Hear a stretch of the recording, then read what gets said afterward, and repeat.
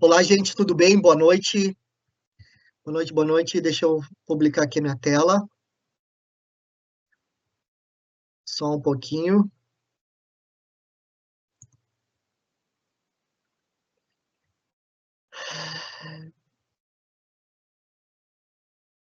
Oi? Ai, agora sim para mim. Para todo mundo tá a tela minha? Os monitores podem me dizer, tudo bem? Sim. Foi? Ah, perfeito. Então, gente, boa noite. Boa noite, boa noite. Vamos continuar, né? Hoje é a nossa terceira aula. Vou começar a responder. Não me lembro o nome do aluno, mas semana passada me perguntaram sobre 3 aminoácidos, né? Aminoácidos essenciais aí para pré-treinos, tá? Uma deles era a alanina, né? E quando a gente fala alanina, a gente tem que geralmente pensar, tá? Na beta-alanina. E o que que a beta-alanina faz, né? Onde ela está presente? Ela não é um aminoácido não essencial, né? Que não é incorporado diretamente às proteínas, mas tem um papel muito crucial, tá? No sistema tampão muscular. Então, o que que é isso, gente? A beta-alanina é uma precursora da carnosina, tá? Que atua como tampão intracelular. Então, ela neutraliza os radicais de hidrogênio liberados durante o exercício, ou seja, no anaerobismo, tá? Então, relata na queda do pH muscular. Então, isso reduz o quê? A fadiga muscular, gente.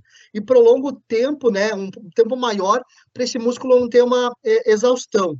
Então, para a performance do músculo, né? E melhorar o desempenho em exercício de alta intensidade e curta de duração, tá?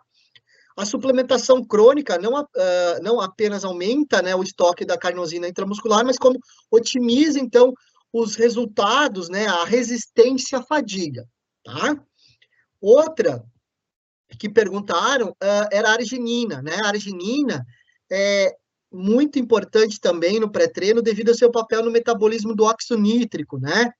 A arginina, então, é convertida pela nitrase, né, óxido nítrico, sintetase em óxido nítrico, né, e o óxido nítrico, muita gente busca isso através da tadalafila, sildenafila, né, que quer que ative a vasodilatação, tá? Ou seja, maior fluxo sanguíneo. Então, pessoal, em vez de usar a arginina, né, vai buscar ainda mais performance usando vasodilatadores da via da oxonitrosintase, tá? Que eu não acho que muito legal isso não, tá? Porque futuramente vão dar muitos outros problemas, mas, né, não é o nosso foco. Então, esta é a performance, né? Então, aumenta a oxigenação, aumenta os nutrientes para esse músculo, né? E também ativa, então, a secreção do hormônios do crescimento, né? Então, a gente está precisando aí de crescimento muscular. E, obviamente, a performance é na pampa muscular, né? Que é aquela sensação de inchaço, com maior fluxo de oxigenação, né? Alguns gostam aí de ir para academia, também fazer isso antes de uma balada, né? De ir para a noite aí. Então, o possível aumento da resistência e da redução dessa fadiga pela melhora na entrega da oxigenação e remoção do metabolismo, quando a gente vai pensando já no primeiro aminoácido, né? Que foi falado, que era a alanina, e também na arginina, que havia, então, do óxido nítrico sintetase, que faz vasodilatação. Quando a gente fala também na tirosina, né, é também um aminoácido não essencial, é o precursor de catecolamina. Quando a gente pensa as catecolaminas, tem que falar na dopamina, na adrenalina, e aqui especialmente na adrenalina, né, e a tirosina T4, né, que é quem nunca utilizou, né, aí hormônios para tireoide não vai lembrar, mas existe geralmente o hormônio T4, que é lá da tireoide, tá? Em pré-treinos, ele é usado geralmente em neurológico, né? E foco mental, tá? Então, ele aumenta a disponibilidade de tirosina no sistema nervoso central. Então, há uma maior síntese de neurotransmissores, os catecolamínicos, né? Dopamina e adrenalina, tá? E também reduz, né, a percepção de fadiga central, aquele fatigue mental que é cansaço, né? Especialmente em treinos longos ou de alta intensidade, tá? Então, qual a melhor performance de tudo isso? A gente tem melhorias no foco, na disposição e na concentração mental, tá? Certo, gente? Respondido porque eu não respondi a aula passada, preferi trazer agora, porque a gente tinha, né, eu tive problemas aí com a internet na semana passada, a gente avançou bastante, até foi melhor que eu consegui fazer um slide aqui, tá?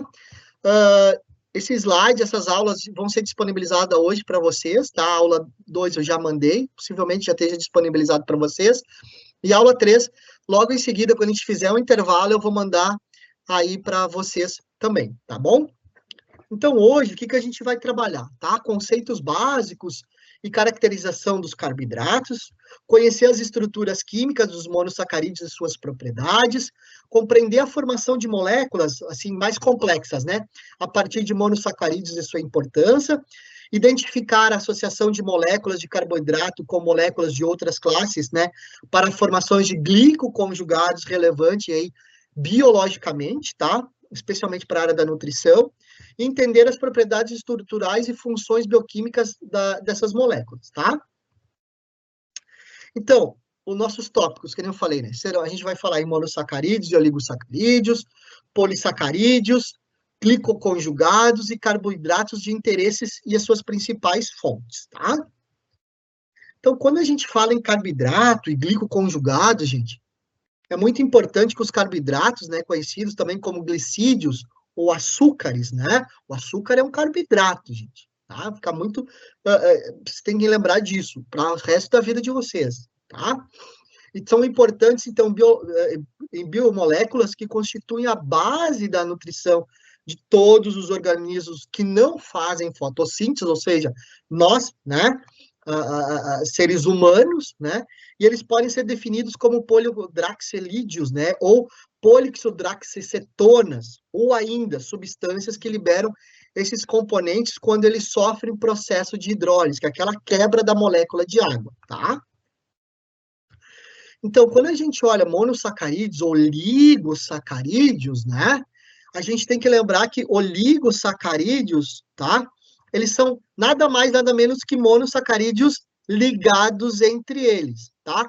E quem faz essa quebra dessa ligação são as alfa-galactases, tá? Então, os monossacarídeos são compostos bem mais simples, né?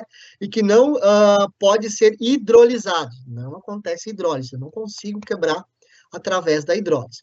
E sua estrutura é uma cadeia, então, de carbono linear, tá? Olha assim, carbono linear, simples, tá? Geralmente como a glicose, a frutose e a galactose, tá? Então, os oligosacarídeos são formados pela união de 2 a 10 monossacarídeos, vou voltar aqui. No mínimo, eu tenho que ter 2, tá, a 10 sacarídeos ligados, tá, gente?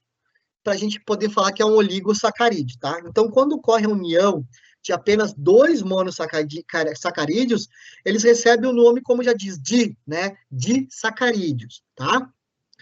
E como principal exemplos, podemos citar a maltose, né, que é uma glicose ligada a outra glicose, ou a lactose, que é uma galactose ligada a mais uma glicose, e a sacarose, que é uma molécula de glicose mais uma frutose, certo? Então, são chamados aí de disacarídeos, tá?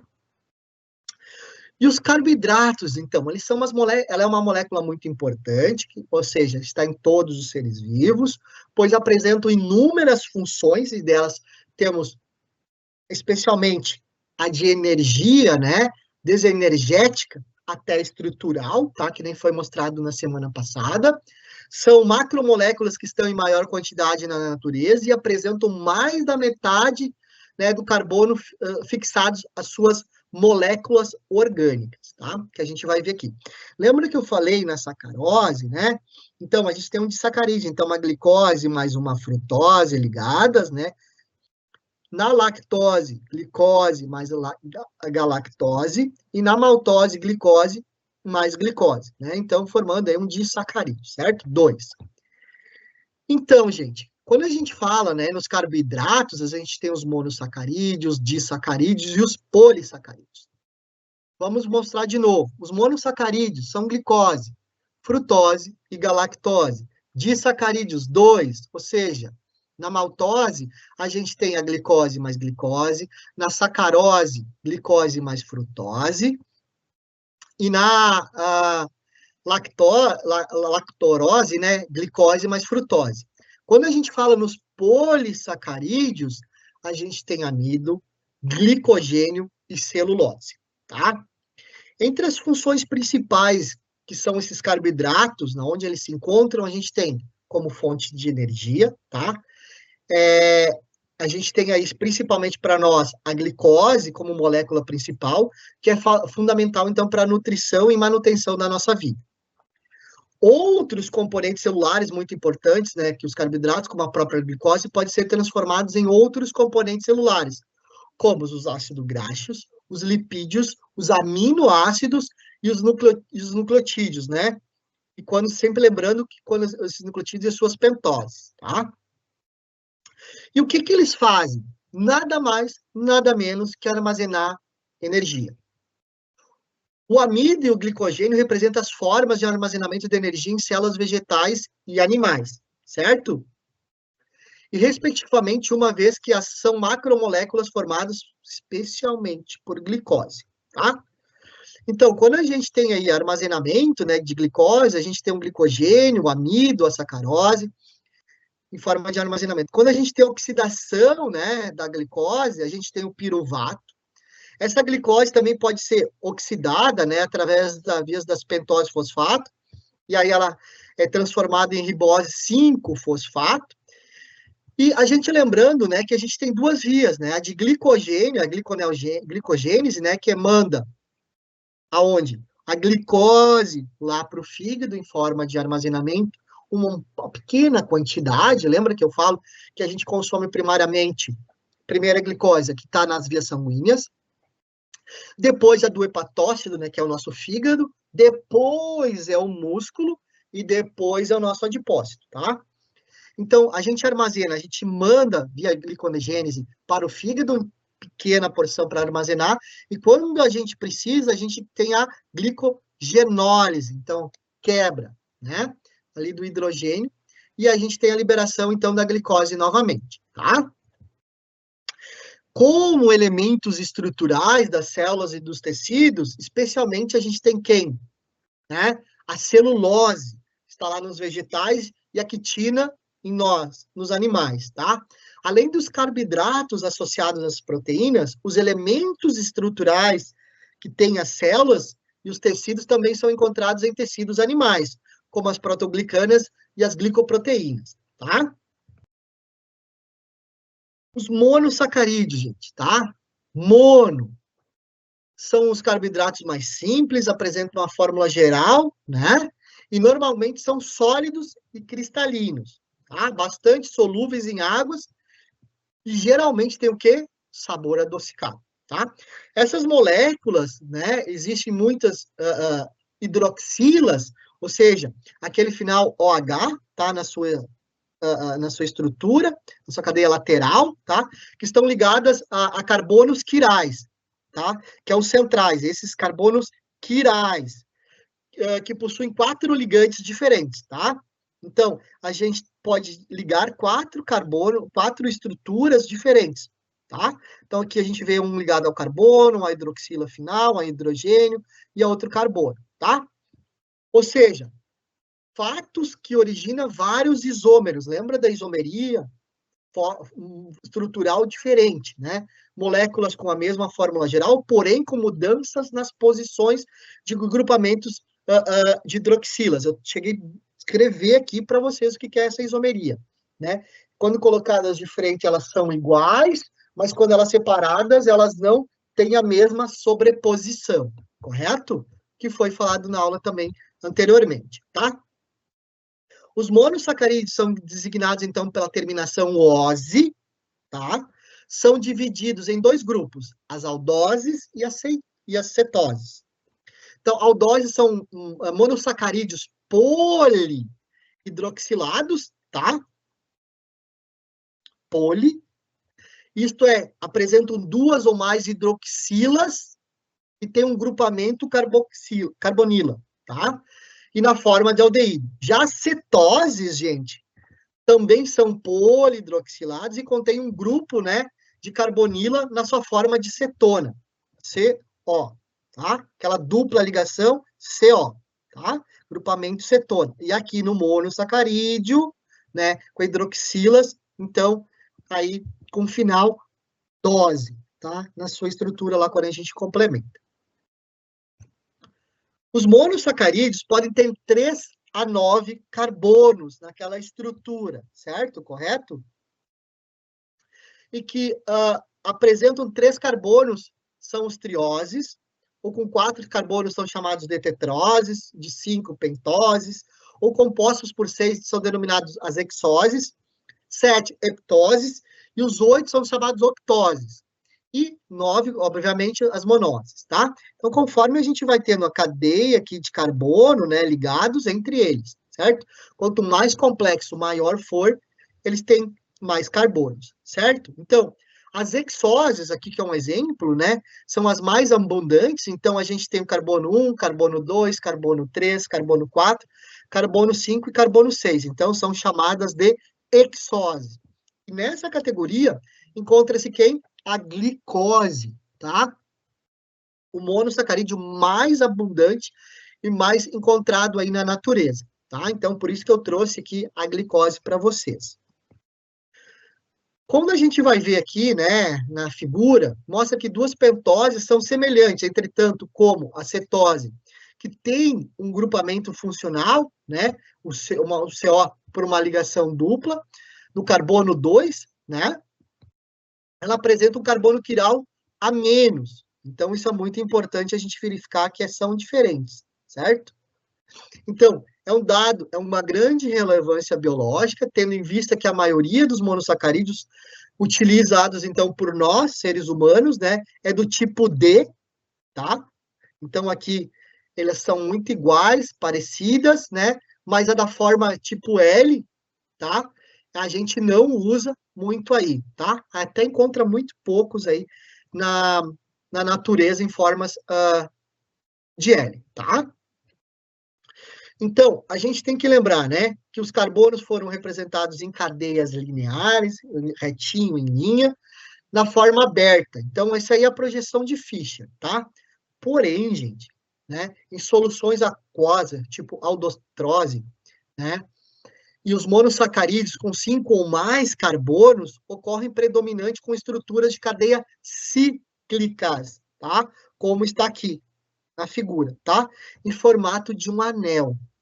Então, obviamente, elas são mais complexas.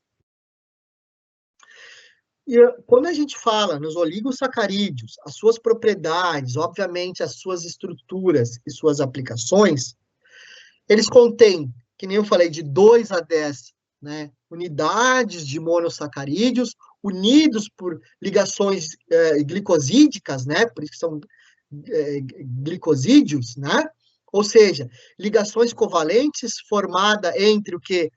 Com a ligação H do carbono anomérico e um monossacarídeo, a um H de uma outra de um outro monossacarídeo, tá? Como a gente pode ver aqui, tá? Na frutose. Então, são denominados disacarídeos quando apresentam 2 unidades monossacarídicas, lembrem? Trissacarídeos apresentam 3 unidades monossacarídicas e assim sucessivamente, tá? Falando de novo para ficar bem fixado para vocês. Então, quando a gente fala em polissacarídeos, né, que são formados aí por 10 ou mais monossacarídeos, como, por exemplo, a gente pode citar o quê? O amido, o glicogênio e a celulose. 3 importantes macromoléculas. E o que que a gente fala, o que que a gente pensa quando a gente fala nisso? O que que o glicogênio é? O que que o amido é? Por que que eles são polissacarídeos? Porque ele tem imunossacarídeos associados, unidos entre eles. Então, se a gente tem muitos unidos entre eles, não quer dizer que a gente tem mais fonte energética no polissacarídeo, né? Então, essa reserva energética, ela é muito maior, tá? Porque ela é poli, ela não é um monossacarídeo. Então, um polissacarídeo, ela tem no mínimo 10, né, unidades ligadas entre elas, Isso é muito importante, porque caracteriza uma fonte energética muito grande, tá? A reserva energética, então, encontrada nos animais, obviamente, é o glicogênio, né? Que fica acumulado especialmente no fígado, mas em pequena quantidade, e especialmente nos músculos, tá, gente? Já a celulose é um importante componente da parede lá celular estrutural, sendo o carboidrato mais abundante aí na onde? Na natureza, tá? Quando a gente fala, né, em polissacarídeos, a gente não pode esquecer, né, dos glicanos. São açúcares, né, muito abundantes na natureza, gente, que possuem de média a alta massa molecular, tá? São polímeros formados por 10 ou mais monossacarídeos e estão ligados entre si por ligações glicosídicas. Então, que pode ser desdobrada em açúcar simples ou por meio da hidrólise, né? Seja enzimas ou a própria química que pode quebrar essas ligações, tá?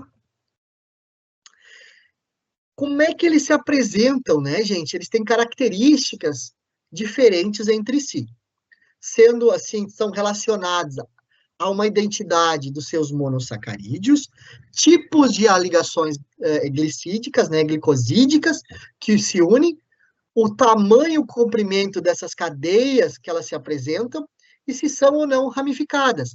Então, quando a gente tem um homo polissacarídeo, a gente tem um mesmo ligante, um monossacarídeo ligante da mesma forma, ligadas, né, unicamente por ligações glicídicas, mas retas.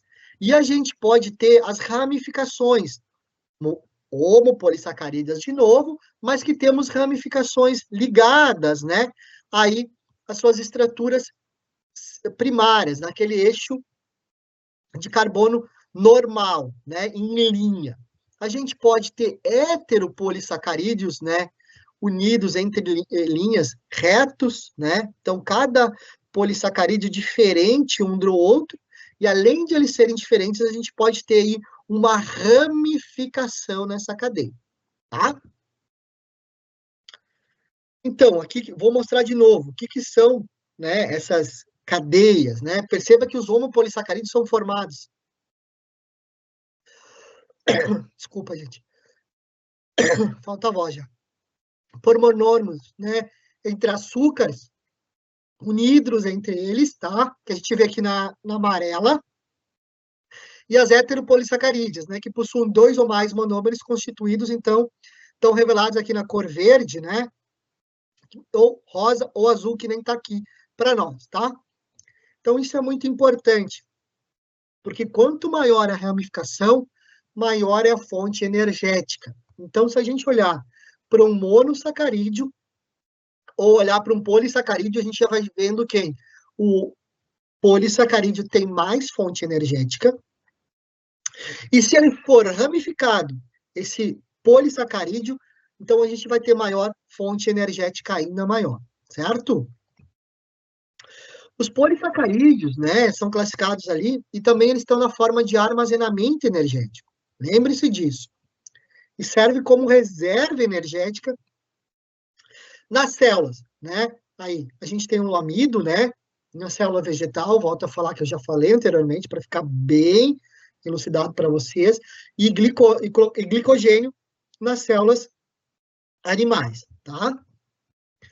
Então, os polissacarídeos, né, devido à grande presença elevada de inúmeras hidroxilas, né, que formam pontes de hidrogênio, são moléculas altamente o quê? Hidratadas e são encontradas como agregados ou grânulos intracelulares, tá? Os polissacarídeos têm uma importância muito grande, porque eles dão estrutura, fazem parte da sustentação de nós seres vivos. Então, entre os polissacarídeos estruturais, mais abundantes, a gente tem a celulose, lá nos vegetais, e a quentina em nós animais, né? E ambos são homopolissacarídeos responsáveis pela rigidez e a resistência, tá? E olha só, não são digeríveis por nós, tá? Quem faz digestão de celulose, né, nós homens, não conseguimos, são os ruminantes, certo? Quando a gente fala em glicoconjugados, né, o que que a gente já pensa, né? Que são moléculas que são formadas por ligações de moléculas de carboidrato e lipídios e proteínas conjugados, ligados entre eles, tá? Quando eles estão unidos, né, a proteína recebe o nome de quê? Glicoproteínas. E quando são unidos por lipídios, são chamados de glicolipídios, tá? Lembre-se disso. Essas formas são bastante abundantes, tá, nas células e atuam como receptores e sinalizadores. Lembra que eu mostrei numa figura na aula passada? Então, eles têm a parte de acoplamento de outros componentes, pode ser hormônios, sais minerais, e fazem sinalização intracelular, tá? Aqui eu tenho uma figura melhor, tá? Então, os glicoconjugados são moléculas, né, que contêm carboidratos associados por meio de ligação covalente. As moléculas não são glicídias, como proteínas e lipídios, tá? Lembrando de novo, são moléculas biologicamente ativas, nas quais as porções glicídicas servem como sinalizadores ou mediadores de vários processos. Então, aqui, a gente tem os carboidratos, né, os glicolipídios, né, aqui nas proteínas, na nossa célula, né, e tá aqui, a gente tem glicoproteínas de transmembrana, ou seja, ela atravessa a membrana. Aqui a gente tem a gordura, que é os fosfolipídicos, né, proteína periférica, né, que fica na periferia, proteínas transmembranas e proteínas de canal. Aqui a gente geralmente nesses poros a gente faz a troca aí, especialmente dos íons, né? Sódio, potássio, cálcio, que são muito importantes aí para função celular, tá? Então, lembrando, estão ali dentro, estão dentro da estrutura celular da nossa célula, dando o quê?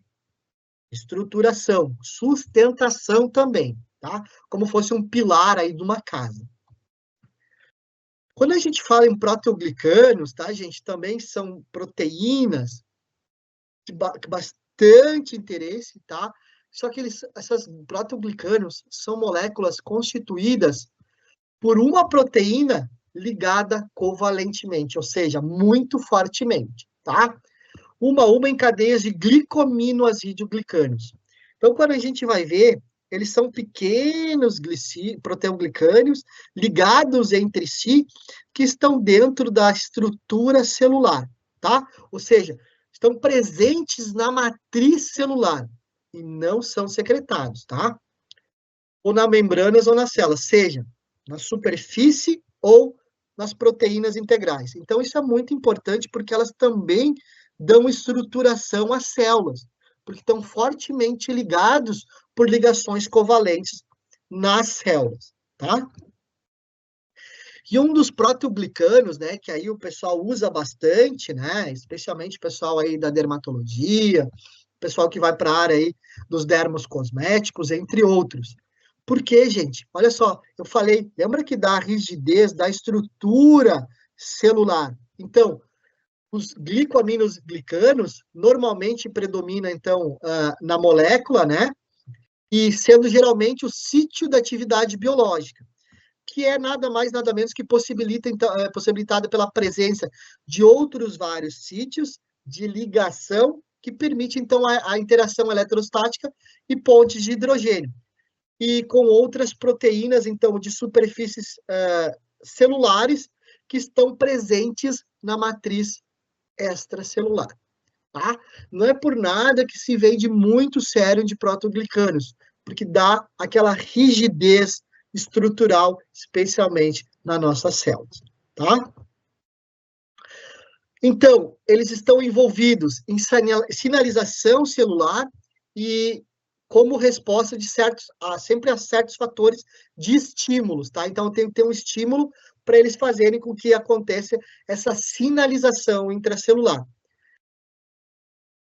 E aonde eles estão, tá? Os proteoglicanos são os principais componentes do tecido conjuntivo, que nada mais, nada menos que as cartilagens, tá? E eles interagem com outros proteoglicanos, também são proteínas de glicosaminoglicanos, que são formados por agregados de proteoglicanos, então fornecendo rigidez e elasticidade para essa pele, tá? Os proteoglicanos, a maior parte do volume de uma matriz extracelular, tá? Tem aproximadamente 200 moléculas de proteoglicanos, tá? São agregoglicanos, agregocanos também chamados. São compostos de sulfatos, né, ou de condroitina, né, e sulfatos de queratano. Nada mais, nada menos, que a gente vai lembrar aí das condroitinas, glicosamina, entre outros, quando a gente fala, né, o pessoal faz suplementação quando tem problemas nas cartilagens, especialmente nas ligações entre os ossos longos, né? Quando a gente vai pensar em joelho, né? Isso é muito importante porque dá essa rigidez a esta cartilagem, tá? Então, dando aí mais elasticidade também. Assim como os proteoglicanos, as glicoproteínas, gente, são formadas por uma porção glicídica, tá? E uma porção proteica. Então, como a gente pode ver aqui, tá? Porém, eles diferenciam porque o carboidrato é o que? Menor. E é mais variado e o mais rico em informações que os glicoaminoglicanos, tá? Então, formados, então, por sítios bastante específicos para reconhecimento aí de ligações como outras proteínas, tá? Eles também são formados por lipídios, quando a gente fala em lipídios, a gente fala em gordura, né? Ligados a cadeias de oligosacarídeos, tá? Glicoproteínas ligadas por glicosacarídeos, como a glicoasídeos, e também são formados por oligosacarídeos bem complexos, especialmente que contém ácidos siálicos, tá, gente?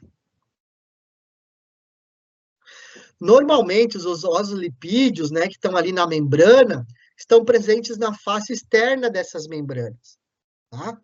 Então, a gente tem que lembrar que existe a bicamada lipídica, que eles atravessam toda a membrana, e eles servem, então, como fonte do meio interno, do meio externo para o meio interno intracelular, tá?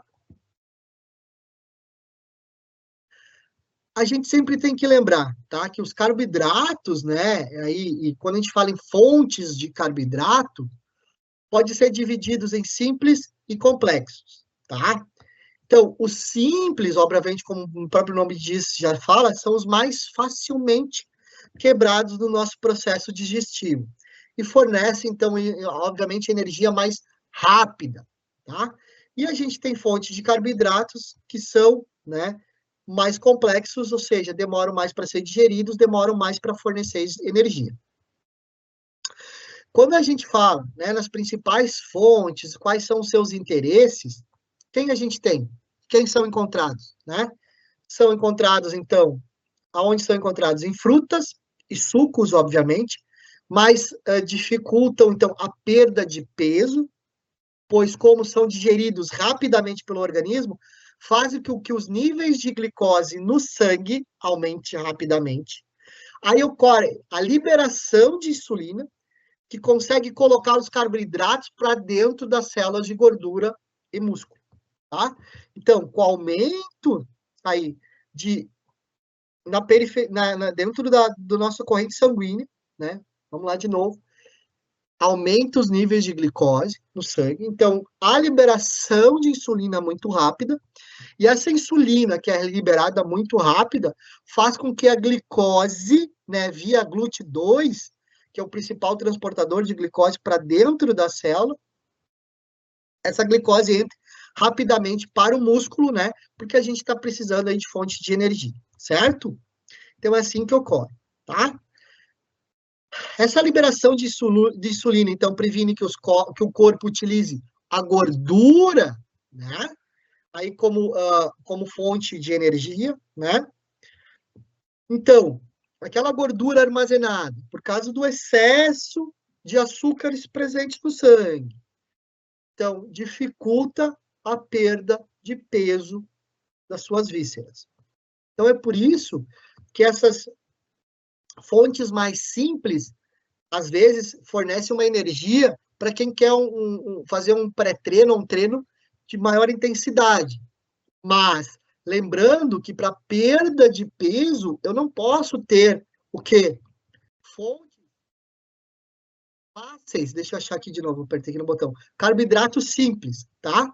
Eu só posso ter carboidratos mais complexos, que vai fornecer energia, mas com maior demora. E aí eu não tenho a atuação da insulina lá no sangue, na forma do que? Para inibir, então, a dificultar a perda de gordura visceral, tá? Já os carboidratos complexos, né, como o próprio nome já diz, são mais lentamente digeridos, evitando as grandes elevações e quebras e quedas aí dos níveis, né, glicêmicos. Quem são eles? O arroz, a aveia, as massas, a batata, o milho e o pão, tá? Então, eles demoram mais para ser metabolizado, para serem digeridos, mas também isso ajuda no processo, então, de perda de gordura visceral. Tá? Quando a gente fala em disacarídeos, vamos voltar aqui de novo, tá? São encontrados especialmente na natureza, são muito importantes, sim, para os seres humanos e, obviamente, para outros seres, né? Um exemplo, a gente tem a sacarose, né? Sacarose, vamos voltar a botar aqui, glucose mais frutose. Então, disacarídeos formados pela união de glicose e mais frutose, tá? Então, a gente tem a porção alfa e a porção beta deles, né, em ligação. Isso é muito importante. Volta a falar, lactose, a gente tem a galactose mais a glucose, e na maltose a gente tem uma glucose mais uma glicose, tá? Então, ou seja, disacarídeos unidos entre eles, ou seja, dois açúcares. Cada disacarídeo é muito importante porque ele tem uma classe, tá? Deles que são muito importantes. Então, nela, os dois carbômeros, né, os carbonos anoméricos estão ligados, sendo, portanto, um açúcar não redutor, que não pode reduzir ele, né, a outra forma, é só assim que ele consegue ficar na forma menor, tá? E esse disacarídeo é formado por produtos intermediários nas plantas por fotossíntese. E, ou seja, tem uma função de nutrição e armazenamento de energia para as plantas, tá? A sacarose, para nós, nas células animais, é uma fonte muito importante de energia também, pois possuem sabor adocicado, são muito utilizados em preparações de qualquer alimento aí, mas tem o quê? O seu consumo excessivo desses carboidratos, né, favorece o quê? O desenvolvimento de cáries, além de estar associados aonde? À obesidade. Então, quando a gente fala em sacarose, né, a gente tem a ligação de glicose mais frutose, temos uma grande fonte energética que é a cana-de-açúcar, né? Quanto aí pensarmos em açúcares mais refinados, aqueles açúcares brancos, pior são, né? Aonde a gente encontra lactose, que é a glicose mais galactose, a gente encontra no leite. A maltose, que é uma glicose mais glicose, a gente encontra no malte, né? Não é por nada. Aonde a gente encontra muito malte? Em cervejas, né? Não é por nada que não tem muito carboidrato as cervejas. Quando a gente fala em polissacarídeos, né, homopolissacarídeos, vamos dizer assim, a gente tem o amido, o glicogênio e a celulose, tá? Lembrando que eles estão unidos entre ligações beta 1 e beta 4, tá? E é uma utilização de uma fibra, geralmente, essas celulose, elas são insolúveis. Não consigo solubilizar em água. Tá? Quando a gente fala em heteropolissacarídeos, a gente vê de diferentes tipos de origens. Tá? A gente tem ele como fonte animal, algas, invertebrados, fungos, plantas, temos nas bactérias também, tá?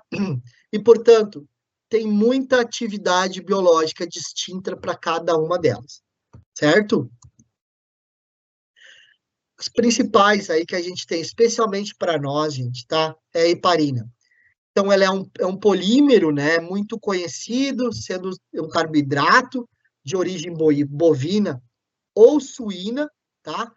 E são usados, gente, para nós, os seres humanos, para o tratamento de coagulação, para anticoagular, tá? O ser humano, especialmente mulheres aí, ou que estão em idade gestacional, que tem perda aí de fetos por ter coágulos, né, ali no cordão umbilical, tá? Então, quem já usou aí uma heparina, né, injetável, é um heteropolissacarídeo bem complexo, utilizados aí como medicamento também, tá? Como é que a gente consegue, né, pensar num processo aí de obtenção, purificação desses carboidratos, tá? A gente tem vários métodos diferentes, temos métodos físicos, né, e químicos, para serem usados para obtenção, especialmente aí dessas fontes, né? Obviamente, para nós, né, são geralmente métodos químicos, tá? Que são utilizados. E físicos. Lembra que na aula passada a gente olhou, né, e verificou todos esses processos, os métodos. A gente pode usar várias fontes de purificação, tá? Que são importantes, mas a gente tem que saber quais são as principais fontes e quais são os principais métodos químicos para a gente poder fazer essa purificação. Geralmente, quem for aí para a indústria alimentar, né, de alta performance, vamos dizer assim, vai utilizar esses métodos de purificação de carboidratos, tá? Então, isso é muito importante e saber quais as técnicas. Não é o nosso foco principal na nossa aula, né, obviamente, porque são métodos mais complexos e que demandam, então, uma aula prática, né, em a qual a gente não vai fazer. Quando a gente fala em caracterização, a gente jamais pode esquecer que a composição dos monossacarídeos estão ali. Além da determinação da própria massa molecular e da estrutura química, porque cada um, né, cada carboidrato, ele tem uma diferenciação e uma caracterização de um para o outro. Então, é importante, quando a gente pensar o tipo de carboidrato que a gente vai ingerir, a estrutura e a massa molecular de cada um são diferentes. Então, como a gente viu carboidrato simples, obviamente a sua estrutura molecular, seu peso molecular, então, uma estrutura molecular mais simples e um peso molecular menor. Quando a gente tem um carboidrato complexo, a estrutura química ela é mais complexa e o peso molecular, por ter mais ligações, né, também é maior. Vou voltar aqui, antes de dar uma pausa, tá? É importante a gente lembrar que todas essas fontes proteicas de carboidratos, né? É importante a gente pensar qual é a mais fácil, a mais simples de digestão, tá?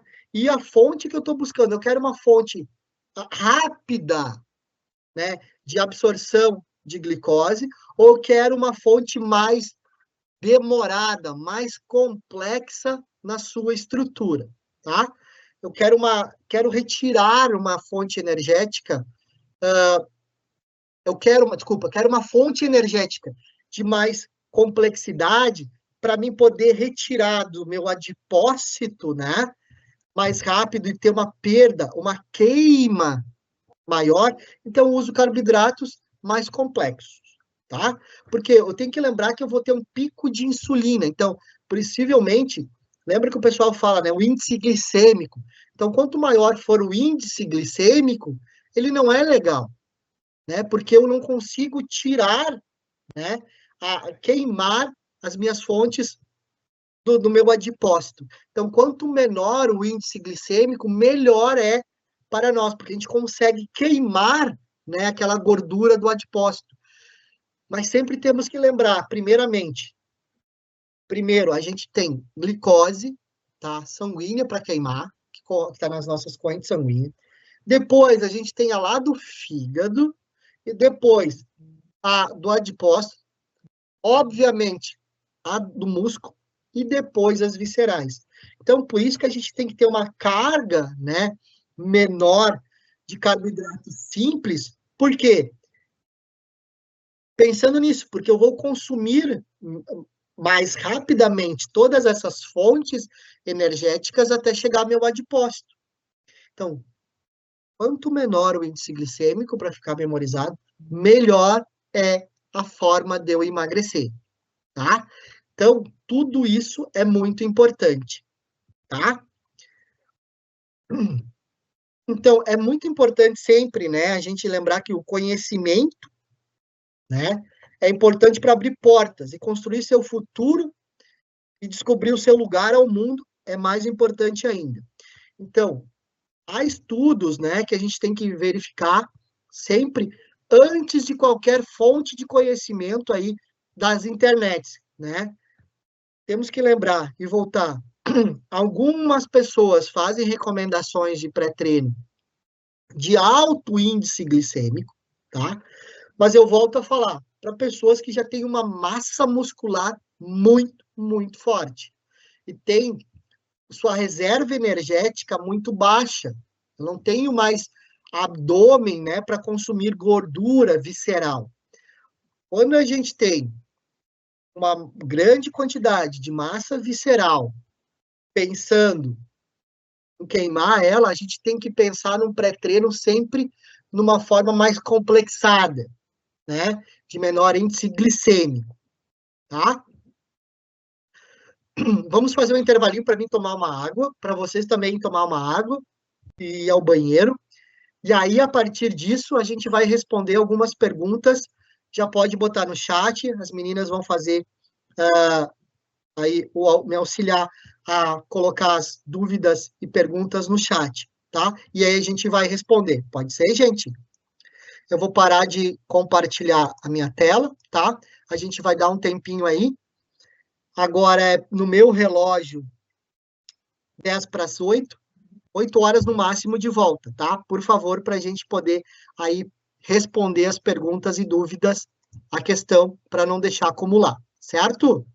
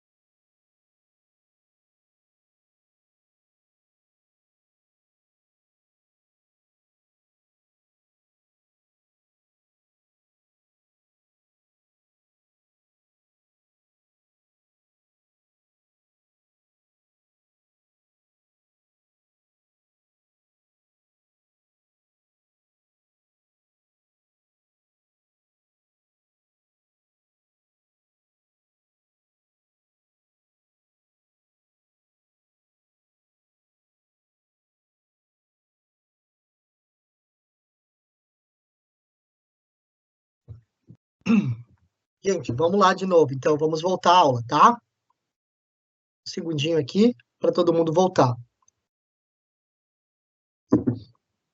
Vou ler algumas perguntas, né, que a galera tá botando, que são fontes de dúvidas, tá? O que é aqui? Me colocaram aqui. Deixa eu ver aqui, né, que tá aqui. A ação da insulina pode levar outros aminoácidos, como a creatinina, para dentro das células como um processo de carregamento? Primeiro, creatinina não é um aminoácido, né? O que a insulina faz, né? Aumenta a captação desses aminoácidos, né? Entre outros, também ajuda transporte, né? De íons como potássio, magnésio, fósforo e também lipídios, tá? Indiretamente isso. Então, quando a gente pensar na insulina, gente, tá? A gente tem que lembrar que ela é um hormônio. Não só ajuda a glicose a entrar nas células, isso é fato, mas também promove a captação de vários outros, gente, vários outros aminoácidos e sais minerais, especialmente íons, tá? Além, obviamente, de regular o metabolismo das gorduras, né? Certo? Uma outra pergunta aqui que me colocaram. A batata doce é um polissacarídeo de cadeia longa. Por que a batata doce é considerada um carboidrato melhor do que a batata comum? Boa pergunta. Olha só. A batata é um polissacarídeo de cadeia longa? Sim, por causa do amido. Mas o que a gente tem que pensar, tá? A gente tem o amido em duas formas. A amilose, cadeia linear, então ela tem uma cadeia linear de glicose, e a amilopectina, né, que nada mais é que uma cadeia ramificada de glicose. Então, é importante sim lembrar disso. Então, por que a batata doce é considerada melhor que a comum? Olha só. Lembra que eu falei no índice glicêmico? Essa é a melhor resposta metabólica. A batata doce, gente, libera glicose no sangue mais lentamente. A batata inglesa, né, que é o que me colocar que é a batata comum, né, tem um índice glicêmico muito alto, libera glicose de forma muito rápida. Então, a batata doce mantém os níveis glicêmicos mais estáveis por muito mais tempo do que a batata comum. Além disso, a gente tem que lembrar, gente, a quantidade de fibras entre uma e outra, tá? Então, a batata doce tem uma digestão mais o quê? Aumentada, de maior tempo de digestão. Então, essa saciedade dura por muito mais tempo, tá? Pensando assim, então, agora, né? O que a gente tem que lembrar? Que a batata doce, sim, ela é um polissacarídeo simples de cadeia longa, que é nada mais, nada menos de quem? O amido. E por que ela é considerada um carboidrato muitas vezes melhor? Porque tem um índice glicêmico menor, tem uma fonte energética estável e prolongada, e possui fibras e nutrientes muito melhores do que a batata comum.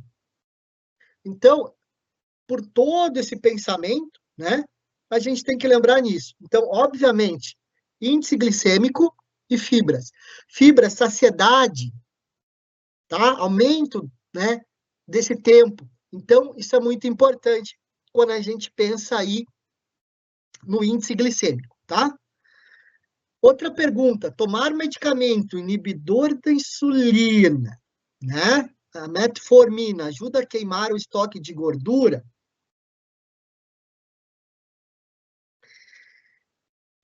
Vamos lá. A metformina não é exatamente, gente, um inibidor indireto da insulina, tá? Ela diminui a produção de glicose. Lembra aquela figura que eu mostrei lá no início? A gliconeogênese? tá? E também aumenta a sensibilidade da insulina aos tecidos. Ela é como fosse que apresentasse melhor a insulina aos tecidos. Porque na diabetes tipo 2, né, pensando em metformina, é diabetes tipo 2, aonde não há, onde há produção de insulina, mas a insulina tem uma resistência periférica. Ela é como se a célula não gostasse muito dela, não desse muito like. E ela tem um amigo intermediário, né? E esse amigo intermediário faz aquela apresentação, né? Que nem fosse antigamente um romance, né? Tem alguém que disse, olha, para alguém que tem alguém que apresentar para outro. Então a metformina faz isso. Ela faz uma apresentação melhorada, certo? Então a gente tem aí a diminuição da produção de glicose no fígado, a gliconeogênese, a gente tem a melhora na resistência da sensibilidade à insulina, e com isso, gente, a gente tem, obviamente, a redução indireta dos níveis de insulina circulante. Então, melhorar então, a eficiência da glicose, obviamente, tá? Então, e pensando, né, ali que a pergunta,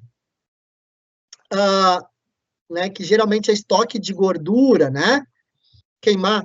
Então, a metformina sempre tem que ser prescrita, tá? A gente não pode usar aí a Lavonté achando que isso vai emagrecer, tá? Porque ela é especialmente aí pensada na diabetes tipo 2, né, que tem uma resistência insulínica periférica muito importante. Obviamente que a gente sabe que tem gente que usa, né, aí nas academias, entre outras, vai perder peso? Vai. Mas não é indicado porque chega um momento, gente, que o corpo começa a fazer feedbacks. E ele vai ver que o índice de insulina liberado é menor. E aí ele vai aumentar essa produção de insulina e vai aumentar a liberação de insulina. Então pode ser que futuramente, quando tu parar de usar, né, a metformina, entre outros, tu vai ter picos de hipoglicêmicos. E aí aquela sensação de cansaço vai começar a acontecer. Então tu vai fazer um exercício muito mais acentuado, um exercício de queima, né, um pump aí, então tu vai acabar o quê? Se sentindo mais fadigado. Então não é indicado. Traz resultados momentaneamente mais satisfatórios? Não posso dizer que não. Sim, mas ao longo tempo eles não são legais. É que nem usar vasodilatadores, né? Ah, via do óxido nítrico ali. Ai, não dá nada, melhora a performance. Sim, mas a gente esquece de dizer que a gente está atuando na via do óxido nítrico. E a via do óxido nítrico é muito importante na regulação da pressão arterial. Então, hoje a gente vem vendo outros pacientes, né, que chegam com pressão arterial muito alta, e especialmente pressão renal, por excesso e consumo inadequado desses vasodilatadores, tá? Obviamente, pensando ali, né, na metformina, sim, a gente tem a insulina, né, que favorece, então, a queima de gordura, tá? Mas o caminho sempre mais fácil, né, não é o caminho legal, tá? É que nem aquelas canetas emagrecedoras, né? Calma que vai vir os problemas lá na frente, tá? Então, qual é o caminho para reduzir gordura? É déficit calórico, não existe. Exercício aeróbico e importante, então, sono também é muito importante, porque a gente, no manejo do sono, a gente tem a redução do estresse, e a gente tem o cortisol, né? Então, o cortisol tem picos, e o pico do cortisol é logo no início da manhã. Então, para perder peso, né, a gente pensar no cortisol também, tá? Então, obviamente, não dá para brincar com tudo aí, tá? Usar medicamentos parece ser, tu chega a resultados mais rápidos, algumas vezes, mas as consequências ficam, e às vezes são consequências permanentes, tá? Outra pergunta aqui, por que tem resistência insulínica, tem dificuldades de emagrecer? Por que que a resistência insulínica é considerado o primeiro passo para a diabetes? Vamos lá. Então, a resistência insulínica, tá? Ela é importante porque o tecido, né, não responde à ação da insulina. Ou seja, a gente tem uma hiperinsulinemia, né, o aumento dessa insulina. A insulina alta, né, bloqueia a lipólise. A lipólise, que é aquela que faz a quebra de gorduras armazenadas, né, dificultando, então, muito o uso da gordura como energia, eu não consigo quebrar. Ela favorece também o armazenamento de gordura, porque ela leva mais, né, gordura visceral à barriga. Então, causa mais fome, causa mais desejo de carboidrato, porque eu tenho um aumento de insulina, e essa insulina quer mais glicose. E o aumento, de novo, da insulina afeta, né, a leptina, que nada mais, nada menos é o hormônio do que da saciedade. Então, cria um ciclo, né, problemático em tudo isso. Então, por que que a resistência insulínica é o primeiro passo para a diabetes? Por quê? O corpo ainda consegue, né, compensar o pâncreas, que produz a insulina e mantém glicose em níveis elevados. Mas isso, com o tempo, né, o pâncreas começa a se esgotar, né, a esgotar as células betas, né, não conseguem, as células betas lá no pâncreas, não conseguem acompanhar essa demanda, né, e aí começam os problemas ainda maiores. Então, a glicose no sangue sobe cronicamente, a gente tem aí um índice de pré-diabetes, e depois, sim, obviamente, diabetes do tipo 2. Então, quando a gente pensa, né, pensar assim, resumindo, a resistência insulínica acontece porque os tecidos não respondem, a hiperinsulinemia, ela é compensatória, então mantém a glicose por tempos, né, algum tempo, falência progressiva das células betas lá no pâncreas, tá? Então a glicemia sobe, e aí sim a gente tem a diabetes tipo 2, tá?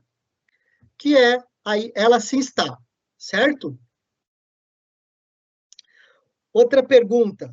Então, uma dieta é importante consumir carboidratos mais complexos, seja dieta de ganho de massa ou perda de peso?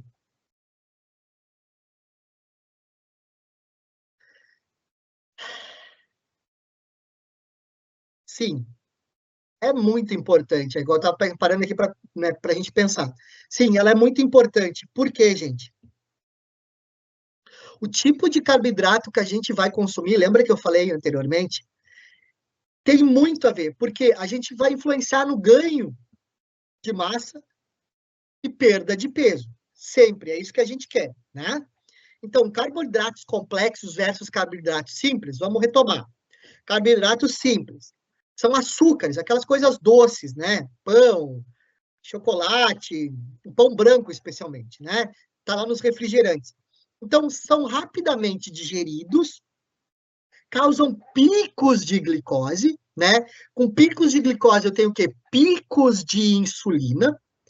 O depósito de gordura, né? Se não houver gasto energético, é imediato. Dão energia rápida, mas curta, seguindo de fome precoce.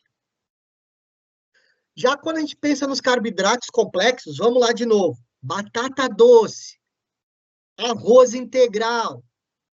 Estou pensando aqui, aveia, feijão, lentilha, pão integral.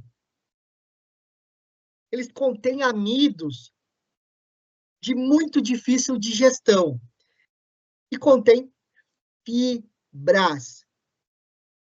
Então, liberam a glicose gradualmente, né, da forma bem gradual. O processo de saciedade, né, a saciedade, ele prolonga esse processo, né, e também evita o quê? Acúmulos de gordura, porque eu não tenho picos de insulina, tá? Então, uma dieta de ganho de massa é fundamental fornecer energias suficientes para o quê? Para treinar, só para treinar e recuperar o músculo. Então, carboidratos complexos, né, que predominam aí uma energia mais sustentável, mais lenta, sem picos de grande, aí, sem picos grandes de insulina são melhores. Carboidratos simples, pode ser usados estrategicamente, sim, tá? No pós-treino, tá? Mas sempre junto, gente, de proteína, tá? Para uma rápida reposição aí do glicogênio muscular. Não posso dizer que não posso usar o carboidrato, tá? De simples aí, mas tem que ser sempre associado à proteína e depois do treino, tá? Certo? Como reposição de glicogênio lá para o músculo. Só isso. Quando a gente pensa, né, numa dieta de perda de peso, o foco sempre é controlar a insulina e favorecer a queima, tirar, né? Então, os carboidratos complexos e ricos em fibras são preferíveis, porque eu aumento a saciedade, menor fome e glicemia mais estável, tá? Pensando também, reduzir, né, a quantidade total de carboidratos, o déficit calórico, mas a qualidade sempre tem que levar e ser questionada, tá? A qualidade ainda é mais importante de tudo isso. Então, quando a gente pensa, né, tanto no ganho de massa quanto a perda de peso, os carboidratos complexos são melhores, por quê, gente? Vamos lá. Vamos resumir. Mantém glicemia estável, prolonga energia, favorece o controle de insulina e dão mais saciedade. Então, a diferença é que a massa que o cara lá, o cidadão, está tentando aumentar, né? E quanto à perda de peso total. Então, é manter um estilo, uma qualidade de vida aí mais estável, tá? Deixa eu pegar outra aí questão.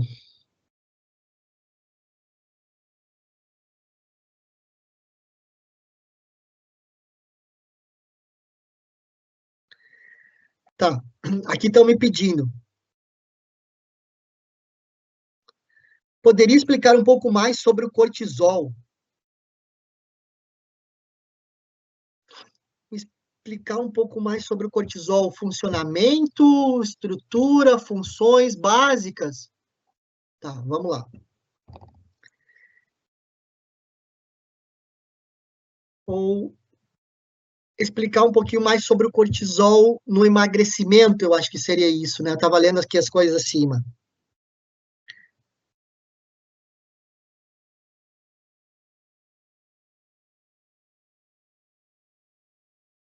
Tá, vamos lá, estou pensando aqui para responder para vocês. O cortisol, gente, né? Ele é um hormônio aí que está muito relacionado com a glicemia. Então, estimulando a produção de glicose no fígado. Lembra da gliconeogênese? Então, para isso, ele promove o catabolismo muscular, quebra de proteínas para fornecer aminoácidos. Também mobiliza gorduras. E com esse excesso de cortisol, pode haver o favorecimento de acúmulo de gordura visceral. Então, pensando no emagrecimento, tá? Por que ele atrapalha? Ele aumenta a insulina, Níveis mais altos de cortisol aumenta a glicose, que aumenta a insulina, que bloqueia a queima de gordura. Foi o que eu falei anteriormente. Pensando também, ele dá muita fome e compulsão alimentar, né? Então, o cortisol estimula o apetite, principalmente os carboidratos simples, aqueles de pico de glicose, porque ele quer se saciar mais rapidamente. Na massa magra, né, o catabolismo proteico deles reduz no músculo. Então, menos gasto energético basal, mais dificuldade de emagrecer. Também pensando na gordura visceral, né, o cortisol cronicamente alto distribui gorduras para o abdômen e para o tronco. Então, acumulo mais energia, mais gordura. Quando a gente pensa no cortisol e perda de peso, uma perda de peso saudável, né, vamos dizer assim, em níveis fisiológicos, gente, a gente tem que lembrar que a variação, existe uma variação né, uma ciclocardiana, tá? Normal aí do cortisol. Então, ajuda a ele a mobilizar energia. Então, é muito importante treinar em jejum, tá? Treinar em jejum, a gente vai ter um gasto energético muito maior. O problema é que o cortisol cronicamente elevado, né, o estresse aumenta cortisol. Então, ele é muito problemático. Pessoas estressadas têm uma dificuldade de perda de peso ainda maior, por causa dos altos níveis de cortisol. Então, assim, é meio que complexo, ou um paradoxo, né? Porque gera uma dieta que não consegue emagrecer quando a gente tem um cortisol aumentado, porque acumula gordura, né, no abdômen e perde o que? Massa magra, né? Porque a gente vai buscar da onde? Do músculo, né? Então, para a gente ter um cortisol, né, aí, com muito cuidado, um cortisol melhorado, né, nos seus níveis, para fazer, então, como controle do cortisol para favorecer o emagrecimento, a gente tem que pensar no quê? Num sono adequado, geralmente aí 7 a 9 horas de sono, uma atividade de física adequada, né, treinos intensos, aumenta o cortisol agudo, né, mas em excesso ele se mantém mais alto, né, então uma alimentação com carboidratos complexos regula a liberação de cortisol e insulina, evitar o excesso, então, também de cafeína, é importante também.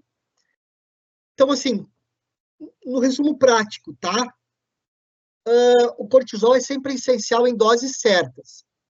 Lembre-se, não é nada menos e nada mais, né? Especialmente o pessoal da nutrição, tudo é um meio. Então, o cortisol é essencial em doses certas, porque mobiliza a energia e também ajuda no desempenho. Em excesso crônico, né, aquele excesso do excesso, aumenta a fome, atrapalha a lipólise, que é retirada da gordura lá visceral, favorece a resistência à insulina, acumula gordura abdominal e reduz o que? Massa muscular. Então, tudo isso dificultando extremamente o emagrecimento, tá?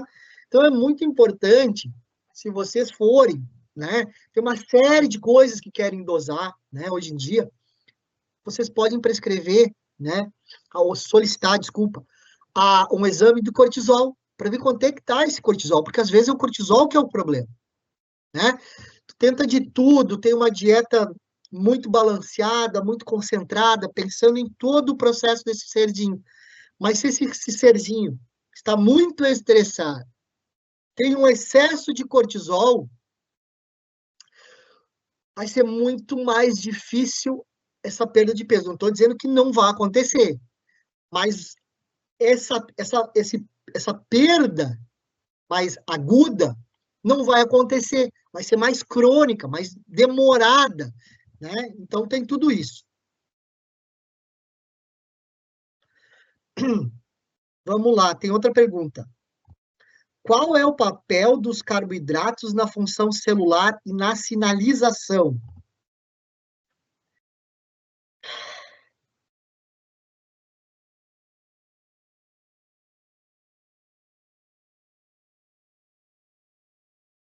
Tem vários, tá? Estou pensando aqui.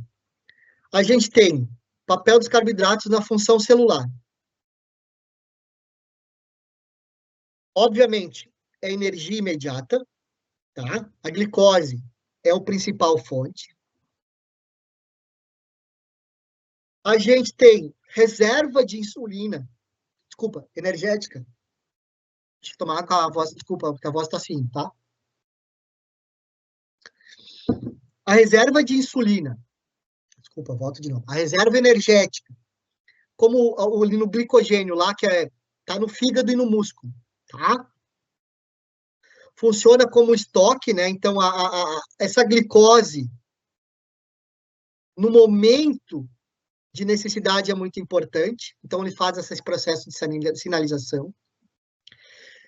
Volto a dizer, ele tem função estritamente também celular, estrutura celular, né? Especialmente quando a gente pensa em açúcares, né? Na superfície, que nem eu mostrei, tinha na camada lipídica. E a gente tem funções mecânicas, né? Que é aquela estrutural mecânica, onde tem principalmente a celulose, tá? Nas plantas, tá? Quando a gente pensa os carboidratos como sinalização celular, os açúcares, então, são ligados às proteínas, lipídios de membrana. Então, eles têm um reconhecimento dessas células para a defesa do organismo muito mais rápida. Então, tem uma sinalização propriamente mais forte, tá? Então, pensando assim, um resumo: função celular, fonte de energia, reserva, estrutura de membrana e suporte. Como sinalização celular, é o reconhecimento, né? A resposta imune, a resposta a patógenos, então, ou seja, vírus, bactérias, fungos, protozoários, entre outros, e uma modulação de proteínas e hormônios. Tá? Olha a importância. Sinalizações de hormônio. Então, a gente não pode reduzir drasticamente os carboidratos. Tá? A gente, especialmente mulheres, os hormônios femininos, né, tem função lá com os carboidratos, tá? Outra pergunta aqui. O que o jejum intermitente causa no corpo? Realmente, o processo de desinflamação acontece? Resumidamente, tá?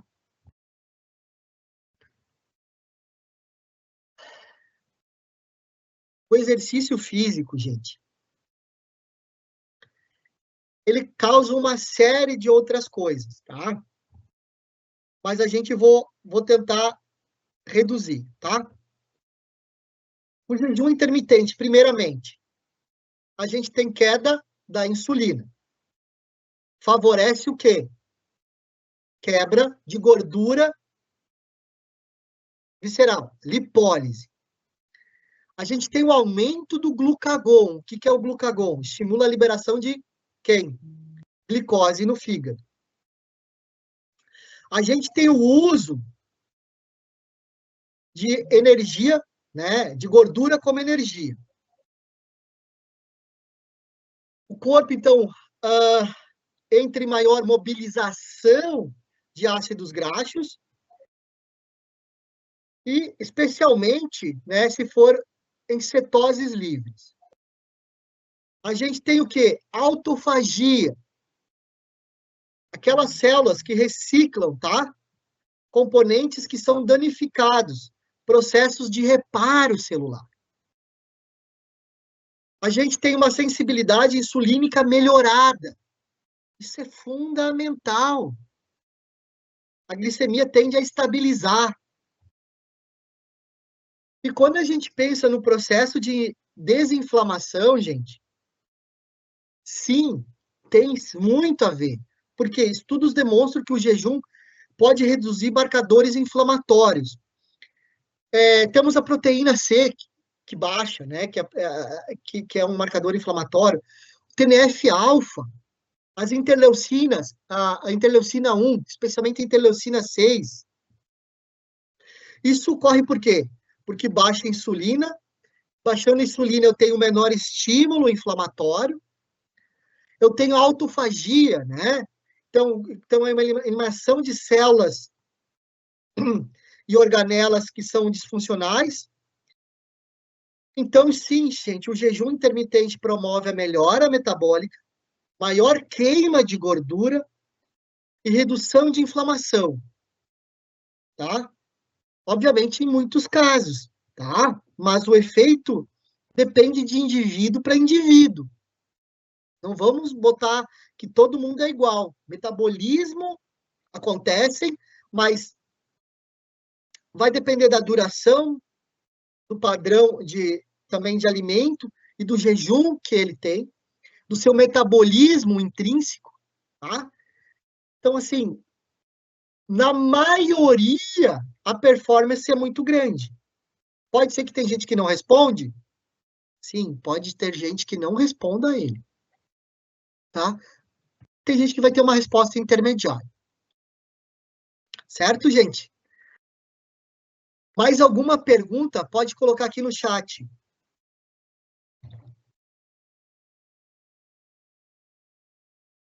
Vou aguardar aqui se tem mais alguma perguntinha.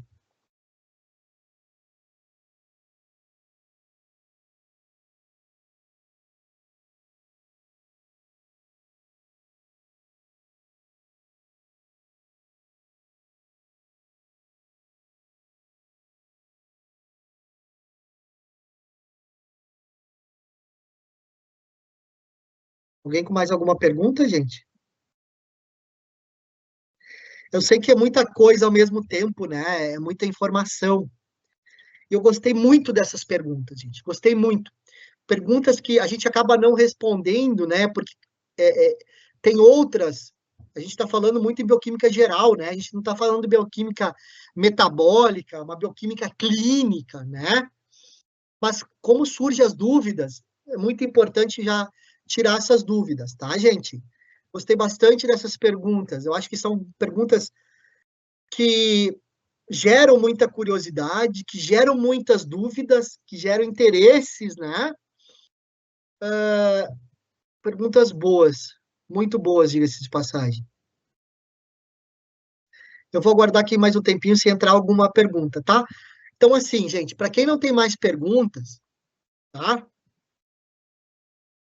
É, e que não quer acompanhar as respostas das próximas perguntas e dúvidas, estão liberados. Eu vou responder algumas perguntas ainda que possam surgir, tá?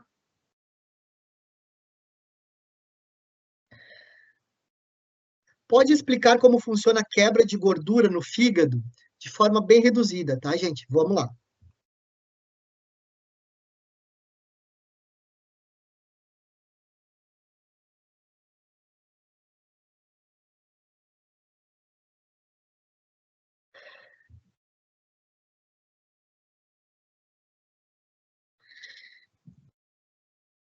Pode explicar como funciona a quebra da gordura no fígado. Tá, bem reduzida, vamos lá, eu vou explicar.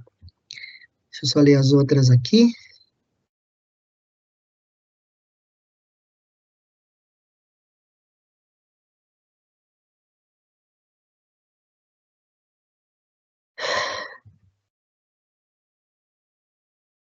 Tá, queria ver se não tinha mais outras perguntas aqui, para ver se eu não respondia também junto às mesmas coisas. Gente, a quebra da gordura no fígado, tá? A lipose hepática, ou seja, a beta-oxidação, que é o nome que se dá, os triglicerídeos armazenados no fígado ou vindos do sangue são quebrados, obviamente, por enzimas, tá? São clivados. Os aminoácidos, os ácidos graxos, desculpa, quem faz é acetil-CoA, né? Acetil-CoA redutase. Então, os ácidos graxos entram na mitocôndria e passam pela beta-oxidação, tá? Gerando acetil-CoA. esse destino da acetil-CoA, ele vai para o ciclo de Krebs. O ciclo de Krebs gera ATP. ATP é energia. Então, essa energia também gera a produção de corpos cetônicos, né? Que geralmente está em jejuns prolongados ou baixa glicose. Então, e são usados, né, esses corpos cetônicos, geralmente no cérebro e no músculo, tá? Como outros tecidos, mas o mais importante é cérebro e músculo, tá?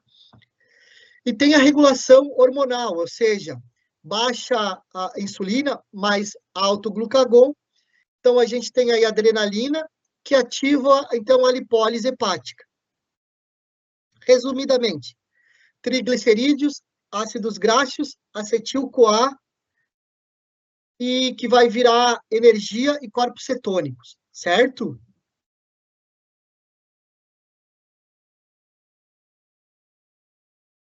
Dieta cerogênica realmente funciona?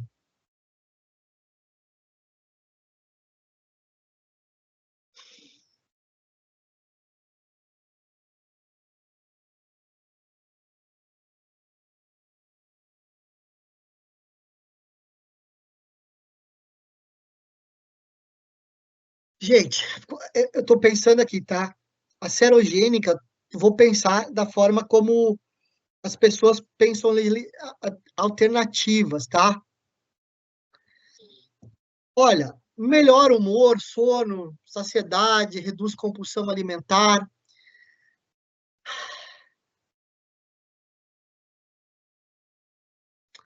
Muita gente utiliza, né? Mas, gente, tem alguns estudos que são bons, tá? Que demonstram uma melhora de uma performance, sim. Pensando no emagrecimento, tá? Obviamente, ajuda, tá? É na saciedade e controle da fome. Então, se eu reduzo entrada de energética, vou sim uh, reduzir o meu peso, né? Porque eu não tenho fonte energética. Mas, volto a dizer, não há milagre não para essa queima de gordura, tá? Mas, enfim, tá? Pode ser que eu não esteja tão a par de tudo isso, mas eu não lembro, não.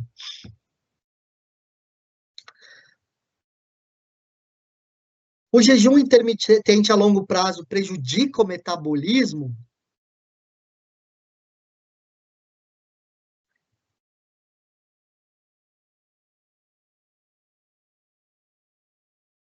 Olha, eu não vi nenhum estudo que, pensando a curto e a longo prazo, mostrasse algum problema, tá, gente?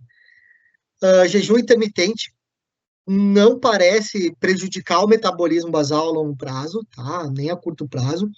Vários estudos mostram que a taxa metabólica de repouso, então, permanece estável, né? Então, acaba que, desde que haja ingestão de calorias adequadas durante as intervalos ali, né? As janelas, tá tudo certo. Na perda de massa magra, se tiver uma ingestão de proteína aí suficientemente, né? E houver quando houver um jejum prolongado ou extremo, tá? Tem que lembrar na proteína, tá? Então pode sim que ocorra perda de massa magra, tá? Então tem que cuidar isso. Pensando em hormônios, tá, gente? Então, assim, o cortisol pode aumentar momentaneamente, né? E aí, tudo que eu do cortisol que eu falei anteriormente. Mas, assim, se for tudo bem planejado, eu não tiver um jejum, mas muito prolongado, né? E mal planejado, com não tendo proteína aí tem os problemas, tá? Mas, resumidamente, não vai prejudicar o metabolismo, nem o efeito de uma forma mais abundantemente prejudicada. Então, com ingestão aí de proteína e nutrientes essenciais, nada. E mostra muito, né? A gente não pode esquecer isso, que melhora a performance, né? E a sensibilidade à insulina, né? E o controle insulínico. Então, a glicemia é muito bem cuidada. Para mim, pensando aqui, né, com os meus butiá, que né, a gente diz aqui no Sul, eu acho que, assim, não vai ter problema nenhum, só traz benefícios, só se ele for muito mal planejado, tá? Com excesso aí, com uma restrição muito alta aí de nutrientes, especialmente proteína, tá?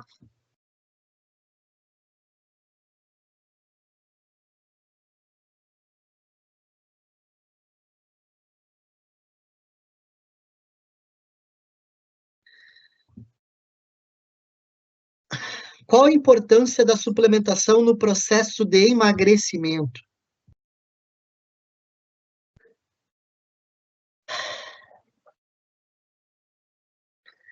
Gente, a gente pode pensar aí, é, é, suplementação, né? Tem um caminhão de coisa, né? Temos que lembrar o que, que é qual suplementação que a gente vai usar, né? A gente tem aí whey protein, né? Albumina, caseína, aumenta aí a saciedade, ajudam a reduzir as calorias, mantém massa magra, né? Então, durante o déficit calórico, temos glucomanono, que são as fibras solúveis, né? Retarda o esvaziamento gástrico, pode reduzir a absorção de calorias, né? Em alguns alimentos, especialmente os lipídicos.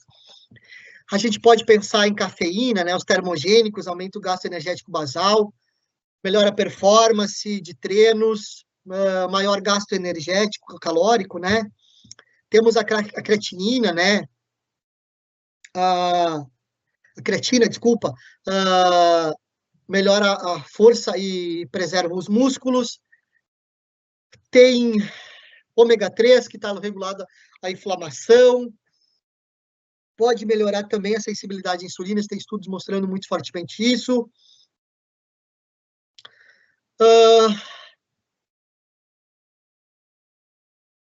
Vamos lá. Função de suplementação, tá, gente? A gente sempre tem que pensar em complementar a dieta, corrigir os déficits nutricionais, preservar massa magra, né, durante o déficit calórico, seja proteína, apoiar os treinos em energia, e recuperação e força, controle da fome, né? Então é importante nisso, então a gente controlar essa saciedade, essa fome, então é muito importante.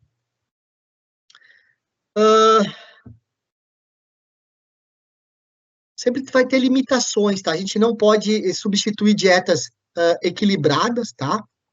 Querer fazer milagres aí. Sempre tem que lembrar no déficit calórico, né? Que é o principal. E suplementos milagrosos, tá, gente? Não funcionam, tá? Não vai atrás disso aí. Então, a, a suplementação é um facilitador, ajuda a saciedade, preserva os músculos, melhora a performance e corrige deficiências, tá? Mas na maioria, a gente tem que lembrar o que, que a gente vai suplementar. Não acha que vai suplementar de zinco e tá tudo certo. Às vezes a pessoa só precisa do A e não precisa do zinco. Então a gente tem que lembrar isso, tá?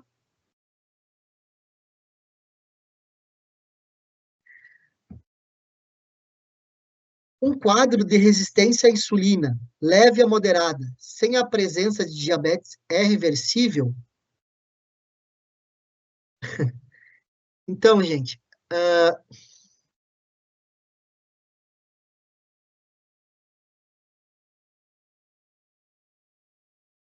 é reversível, tá? Por quê? A resistência à insulina, gente, depende de uma grande quantidade de coisas. Dieta, exercício físico, sono, controle do estresse, a própria composição corporal também, né? A gordura, né? Do corpo. Quando a gente fala em exercícios físicos, a gente tem que pensar no GLUT4, né? Que melhora a captação de glicose pelos músculos. Quando a gente pensa em dieta, né? Então, sempre pensar nisso, né? Para reduzir, né? Instaurar essa, não deixar que isso vá e causam uma diabetes tipo 2, né? É reduzir carboidratos simples, priorizar carboidratos complexos, adequar mais proteína, aumentar a ingesta proteica e gorduras saudáveis. Não estou dizendo que não tem que ingerir gordura, temos que ingerir gorduras saudáveis, né? Então, assim, temos que ter controle, né, do peso e da gordura visceral, né? Ah, geralmente, a resistência insulínica, gente, quando a gente diminui acho que é 5 a 10% do nosso peso corporal total, tá? A resistência insulínica aumenta desculpa, diminui drasticamente, te melhora esse processo, tá? Então, a resistência insulina cai drasticamente. Então, obviamente, a gente tem que sempre pensar que a gente também tem que estar associado a um monitoramento médico, também junto para ajudar, tá? Vocês. Mudanças de hábitos sustentáveis, aquela uma estratégia melhorada, porque a diabetes tipo 2, ela demora a se instaurar. Posso reverter? Pode, tá? Mas pode. Essa resistência insulínica, só o exercício já melhora muito. O exercício associado à perda de gordura, especialmente a visceral, de 5 a 10%, aumenta drasticamente aí a performance do ser humano, né? E aí, com isso, eu tenho uma resistência insulínica bem menor.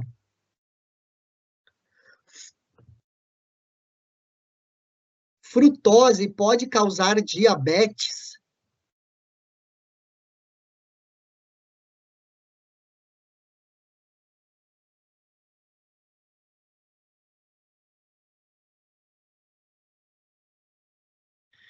Gente, a gente tem que lembrar que a frutose, tá?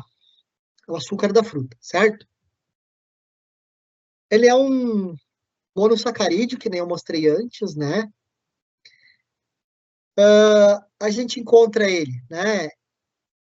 Geralmente em frutas, mas a gente tem o metabolismo da frutose, gente, principalmente no fígado, tá?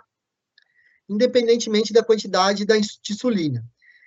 Então, obviamente, o que isso acontece? Ele é transformado em glicose, glicogênio e triglicerídeos.